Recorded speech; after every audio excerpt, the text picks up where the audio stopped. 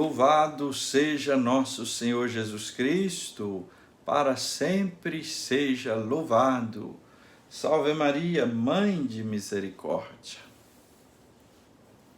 Estamos chegando nesta terça-feira, dia 5 de julho de 2022, com a nossa Academia Espiritual. A Palavra de Deus fortalecendo a musculatura da nossa alma. Estamos na 14ª semana do tempo comum. Hoje veremos que os milagres eram uma porta de entrada para o mistério da pessoa de Jesus. E assim apontavam para algo novo e extraordinário que estava acontecendo na história humana. Quem estava aberto e acolhia a mensagem de Jesus, podia perceber o dedo de Deus agindo nele. Vamos então meditar a palavra de Deus desta terça-feira. Começa agora a Academia Espiritual. A palavra de Deus fortalecendo a musculatura da nossa alma. Comunicando Padre Júnior Pereira. O Evangelho para esta terça-feira da 14ª semana do tempo comum é de São Mateus, capítulo 9, versículos 32 a 38. Proclamação do Evangelho de Jesus Cristo segundo Mateus. Glória a vós, Senhor. Naquele tempo, apresentaram a Jesus um homem mudo que estava possuído pelo demônio. Quando o demônio foi expulso, o mudo começou a falar. As multidões ficaram admiradas e diziam: nunca se viu coisa em Israel, coisa igual em Israel. Os fariseus, porém, diziam: é pelo chefe dos demônios que ele expulsa os demônios. Jesus percorria todas as cidades e povoados, ensinando em suas sinagogas, pregando o evangelho do reino e curando todo tipo de doença e enfermidade. Vendo Jesus as multidões, compadeceu-se delas, porque estavam cansadas e abatidas, como ovelhas que não têm pastor. Então disse aos seus discípulos: a messe é grande e os trabalhadores são poucos. Pedi, pois, ao dono da messe que envie trabalhadores para a sua colheita. Palavra da salvação. Glória a vós, Senhor. Queridos irmãos, queridas irmãs, hoje o Evangelho tem duas partes. Primeiro momento, Jesus que faz uma cura e pessoas maravilhadas, enquanto que os fariseus blasfemam contra Jesus. Segunda parte, Jesus que constata como a multidão está perdida e sugere aos discípulos pedirem ao Pai operários para a messe. A ação de Jesus suscitou reações contraditórias. Nem todo mundo quis acolher Jesus. E ainda hoje, nem todo mundo quer acolher Jesus. E nós mesmos que temos fé, tem vez, tem hora, que nós acolhemos Jesus com interesses, com ideias diferentes daquelas que deveriam ser. Tudo depende do viés de quem se encontra com Jesus e do que guarda no coração em relação a Ele. Jesus fazia milagres, mas os milagres que Ele fazia não era para agradar as pessoas, nem era para se tornar famoso e para que a sua agenda estivesse cheia e até ganhar dinheiro com isso. Não. Jesus fazia milagres para proclamar o reino de Deus. Mas era impossível, como a gente diz hoje, mesmo desenhando, alguém convencer de que Jesus era o Messias, o Salvador, se estivesse com o coração fechado para ele. Então tem gente fechado de coração para Jesus. Então mesmo desenhando, mesmo provando cientificamente, não vai acreditar. Os fariseus não só estavam com o coração fechados, mas carregaram maldade dentro de si, a ponto de proclamar Jesus em conluio com o diabo. Eles são incapazes de negar o milagre, porque estava ali na cara, né? Não tinha jeito.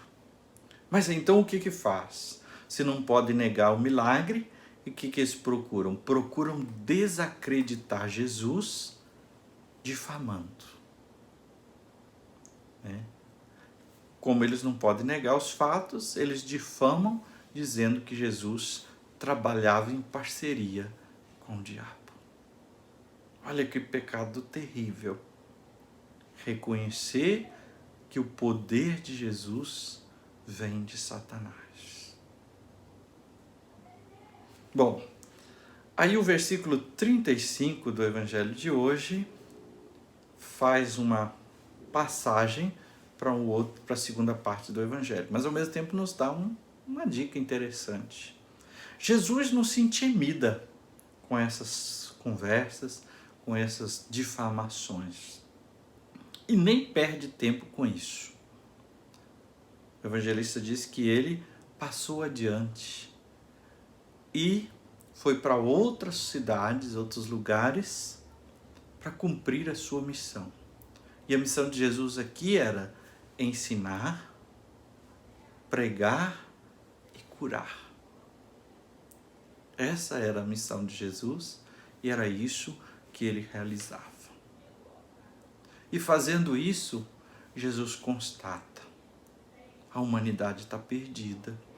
A humanidade precisa de Deus, daquele tempo e a humanidade de hoje também.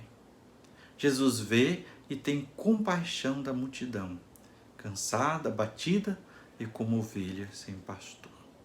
Tem muita gente sofrendo, tem muita gente deprimida, tem muita gente perdendo o sentido da vida porque perdeu o sentido de Deus, porque nunca se aproximou de Deus. Tem muita gente perdendo o sentido da vida e perdido porque não teve uma formação sólida e aí nos momentos difíceis caiu, se abateu. E tem muita gente que se afastou de Deus, que abriu outras portas e que está sofrendo. Jesus olha para essa multidão, não é para dizer, esse povo não presta mesmo, esse povo não quer saber de Deus e pronto. Não, ele olha com compaixão. Olha com compaixão e chega a duas conclusões. Primeira, olha, a demanda é grande, tem muita coisa para ser feita e é urgente. Ele não desiste de nós, ele não desiste da humanidade. E aí a segunda coisa, ele sugere que não dá para fazer sozinho, que nem os discípulos poderiam fazer sozinho. É preciso orar e pedir ao Pai que mande operários. Nós não podemos olhar hoje para a multidão, para esse afastamento da fé e de Deus e etc., e simplesmente dizer, está tudo perdido. Comecemos orando, pedindo ao Senhor que envie operários, que assim a palavra dele, a fé possa ser chegada, retomada nos corações. E esta obra, ela acontece tanto com quem ora, com quem anuncia, como com quem também ajuda e financia e oferta. Aí sim, a obra do reino acontece. São Paulo VI até dizia: quem colabora com a evangelização tem os méritos do evangelizador. Vamos para frente, vamos colaborar como podemos, como devemos, para que Jesus, o bom pastor, chegue aos corações. E agora a nossa segunda parte desta academia espiritual. Vamos tomar essa palavra que ouvimos e meditamos e, como um exercício espiritual, rezá-la. Primeiro passo, o alongamento. Prepare-se para a oração. Se coloque na presença do Senhor, invoque o seu Espírito Santo, peça os dons e a luz. Faça a sintonia do seu coração com o coração de Jesus. Segundo passo, o aquecimento. A palavra de hoje nos faz um apelo.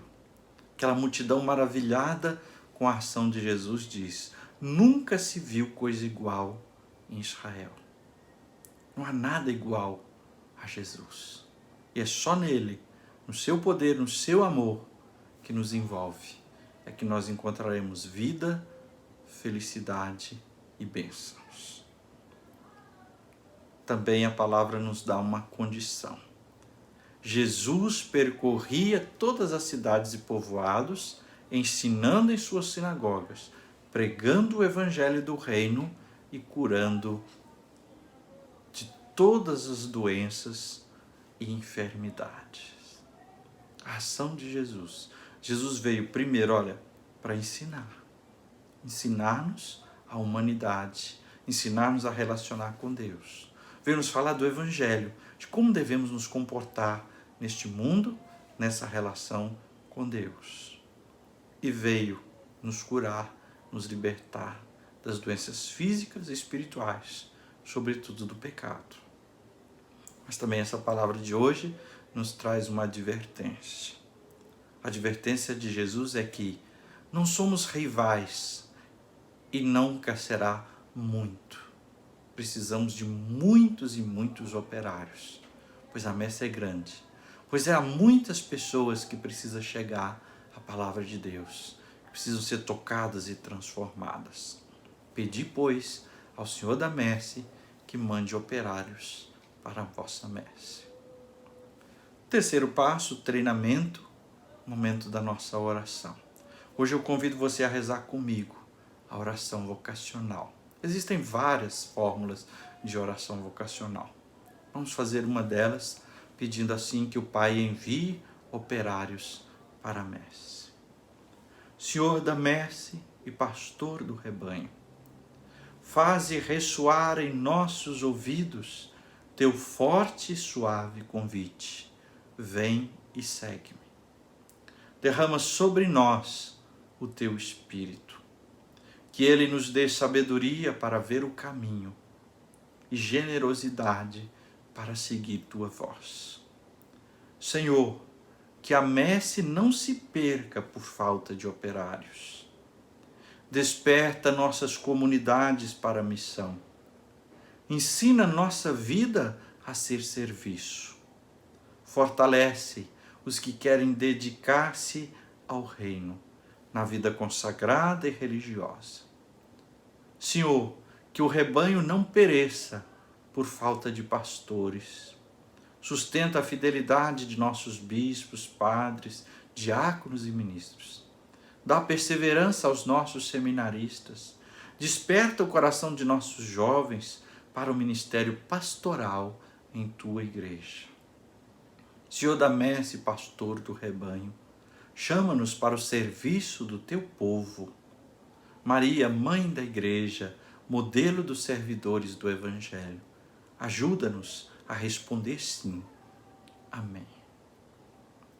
E assim que o Senhor abençoe a todos nós, nossas pastorais, movimentos, todas as lideranças e todos os membros. E que a bênção de Deus chegue a todos. Que o Senhor esteja acima de nós para abençoar, atrás para guardar, à frente para guiar, ao lado para acompanhar.